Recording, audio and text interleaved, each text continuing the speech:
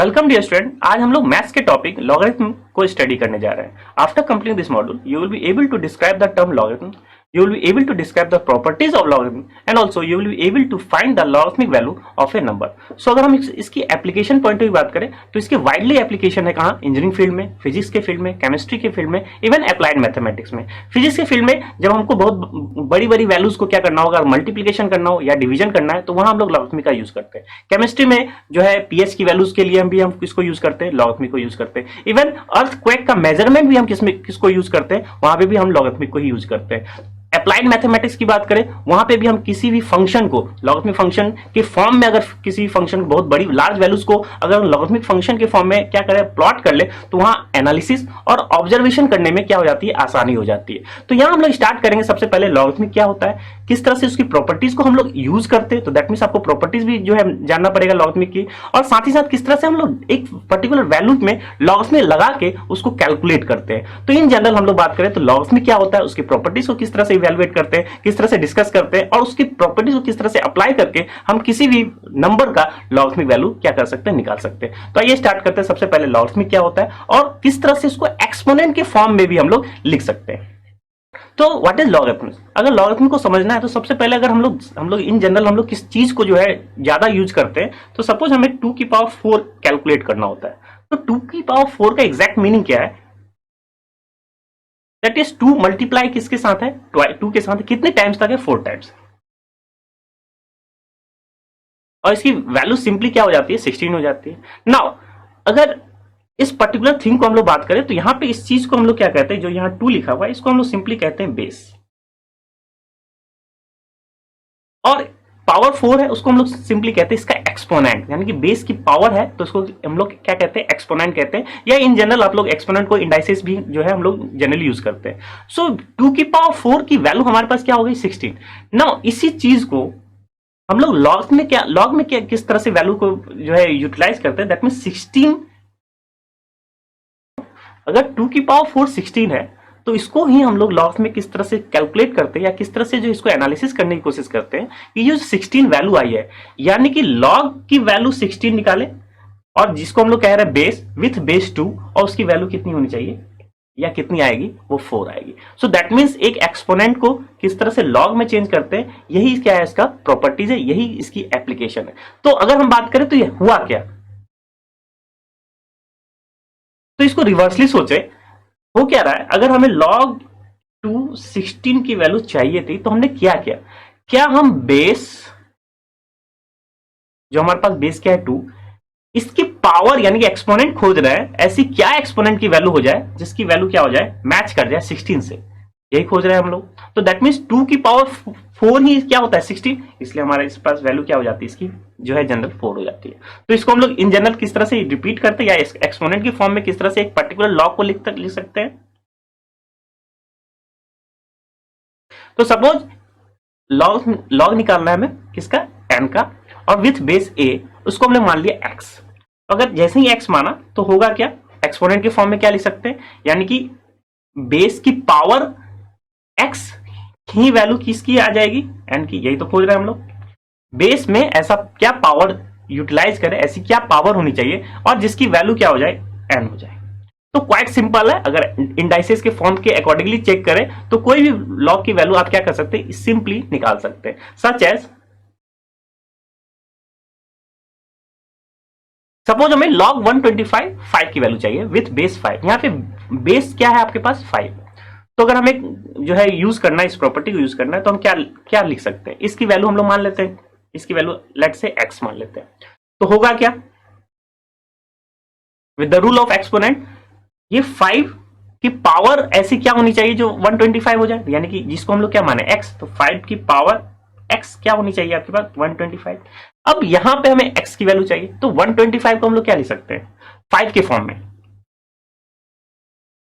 Simply 5 की power cube, और base की पावर x है और यहां भी बेस क्या है? 5 है। तो सेम बेस है तो पावर भी क्या होनी चाहिए? सेम होनी चाहिए। सो दैट मीन्स x की वैल्यू यहां से क्या डिटरमाइन होगी? 3। सो जिसकी पावर एग्जैक्टली निकल जाती है तो उसकी हम लोग सिंपली एक्सपोनेंट के फॉर्म में निकाल सकते हैं। या अब आप लोग ये जानते हैं कि हमें करना क्या है, हमें ये देखना होता है कि ये जो बेस है इसकी पावर ऐसा क्या वैल्यू हो जिसकी वैल्यू क्या हो जाए? 125 हो। अब थोड़ा सा इसी में अगर ट्विस्ट हो जाए, आप सपोज अगर इसको फर्स्ट एग्जांपल देख रहे हैं, इसको सेकंड एग्जांपल देखें। अब इसमें क्या होगा, तो अगर कुछ नहीं पता है कि हम पावर ऐसी क्या लिखे 1/5 हो जाए, अगर नहीं हमें कुछ आइडिया हो रहा है तो इसको सिंपली हम क्या मान लेते हैं, एक्स मान लेते हैं। जब जैसे ही सिंपली एक्स मानते हैं तो इसको एक्सपोनेंट फॉर्म में लिख सकते हैं। एक्सपोनेंट फॉर्म क्या होगा, 5 की पावर, क्योंकि यही माने हम लोग एक्स, और वो क्या हो जाए 1/5, दैट मीन्स 5 की पावर एक्स क्या हो जाए 1/5। अब आपके लिए यहाँ पे क्वेश्चन है कि क्या आप 5 को तो चेंज करेंगे नहीं क्योंकि ये वो बेस है, क्या 1/5 को किसी सूरत में हम 5 की पावर में लिख सकते हैं? तो अगेन लिख सकते हैं, क्योंकि ये सिंपली क्या है 5 की पावर -1।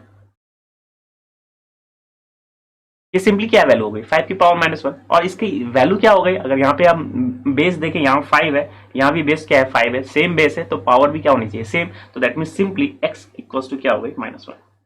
और आप थोड़ा रिवर्सली सोचिए अगर कि 5 की पावर ऐसी क्या यूज हो जिसकी वैल्यू क्या हो जाए 1/5, तो 5 की पावर -1 इज नथिंग बट 1/5। तो अगर सिंपली हम बेस के फॉर्मूले से, या आप कह सकते हैं एक्सपोनेंट के फॉर्म से अगर किसी भी वैल्यू का लॉग निकालना है तो वो क्वाइट इजी हो जाता है, लेकिन थोड़ा थोड़ा यहाँ क्या हो सकता है, ट्विस्ट हो सकता है। अगर अब थोड़ी बात करें अगर कि व्हाट इज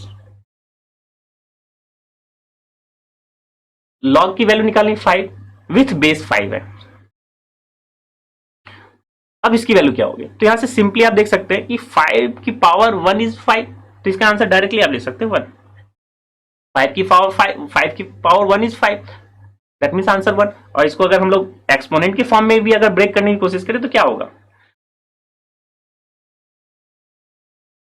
इसी को तो x मानेंगे हम लोग, इसी को x मानेंगे, तो दैट मीन्स 5 की पावर x क्या होना चाहिए 5, और यहाँ क्या है आपके पास 1 है, तो x की वैल्यू क्या हो गई 1।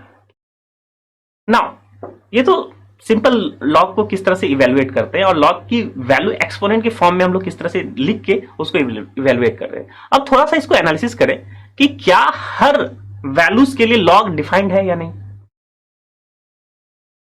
तो क्वेश्चन क्या है कि जो यहाँ पे बेस a है और जिसकी वैल्यू निकालनी है n की लॉग निकालनी है, तो क्या क्राइटेरिया होना चाहिए, क्या बेसिक फंडा होना चाहिए कि हमेशा ये लॉग डिफाइंड हो। हम ये क्वेश्चन जो है डील करने जा रहे हैं।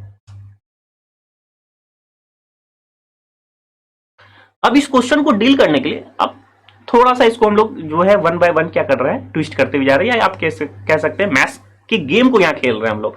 अगर हम लोग a की वैल्यू भी 1 और n की वैल्यू भी 1 रख ले, क्या होगा,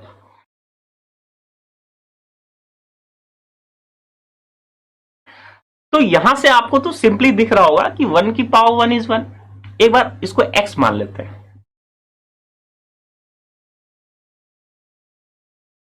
late log 1 1 is equal to x, base 1 और जिसकी वैल्यू निकालनी है 1।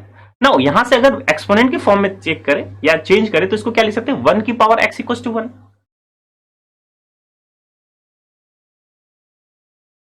तो हमारे पास सिंपली यहां अगर सबसे पहले अगर दिखता है तो यहां तो ये दिखता है कि 1 की पावर 1 इज 1, लेकिन क्या 1 की पावर 0 भी 1 होता है, 1 की पावर 2 भी 1 होता है, 1 की पावर 3 भी 1 होता है, 1 की पावर 4 भी 1 होता है। यानी कि इस एक्सप्रेशन से आपके पास x की वैल्यू क्या क्या हो गई 0 1 2 and so on and so four, यानी कि 1/2 भी हो गई, 1/3 भी हो गई, 1 की पावर 1/3 भी हो गई, 1 की पावर 1/4 भी हो गई, उसकी वैल्यू 1।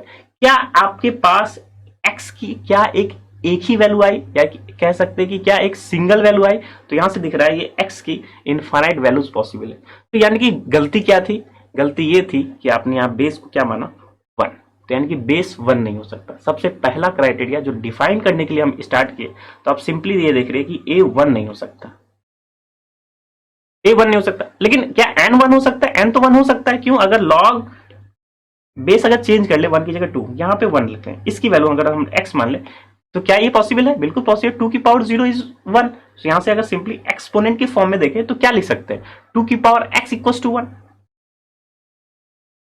और 1 को हम लोग क्या लिख सकते हैं 2 के फॉर्म में 2 की पावर 0, तो सिंपली x की वैल्यू क्या हो जाएगी 0। यानी कि ये 1 तो ठीक है, इसको डील कर सकते हैं क्योंकि इसकी वैल्यू एक फाइनाइट वैल्यू आई है जो कि क्या है x इक्वल टू 0। तो यहाँ log 2 1 क्या हो गया आपके पास, एक फाइनाइट वैल्यू है, यानी कि डिफाइंड है। तो यानी कि डिफाइंड कहां नहीं रहा, केवल a नॉट इक्वल टू 1 पे ही डिफाइंड नहीं। ये तो पहली बात है कि बेस के ऊपर हमारे पास क्राइटेरिया है। नाउ अब पहली बात यहां पता लगे कि बेस जो है 1 नहीं होना चाहिए, नाउ क्या बेस नेगेटिव हो सकता है या बेस जीरो हो सकता है? तो सबसे पहले देखते हैं बेस जीरो होगा क्या। तो अगर जीरो हम लोग ले और किसी वैल्यू पे निकालने की कोशिश करें,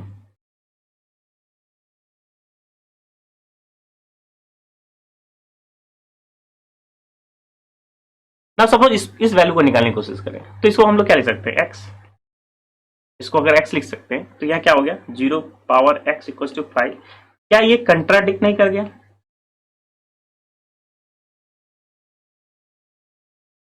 ये कंट्राडिक्ट कर गया कि एक तरफ 0 की power x is always 0, x की कोई वैल्यूज हो, और वो किसके बराबर है, 5, यानी कि बेस जीरो भी नहीं हो सकता। सिंपली आप यहाँ कह सकते हैं log 10 बेस जीरो, क्या वैल्यू डिटरमाइन कर पाएंगे, नहीं डिटरमाइन कर पाएंगे।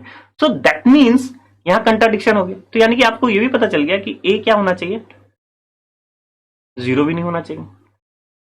अब क्या नेगेटिव हो सकता है क्या, लॉग का बेस क्या नेगेटिव हो सकता है, तो उसको थोड़ा सा डिस्कस कर ले।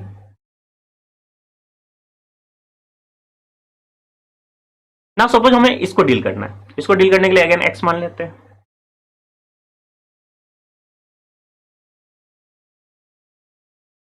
सो ये क्या सिंपली क्या हो गया, -1 की पावर x = 5।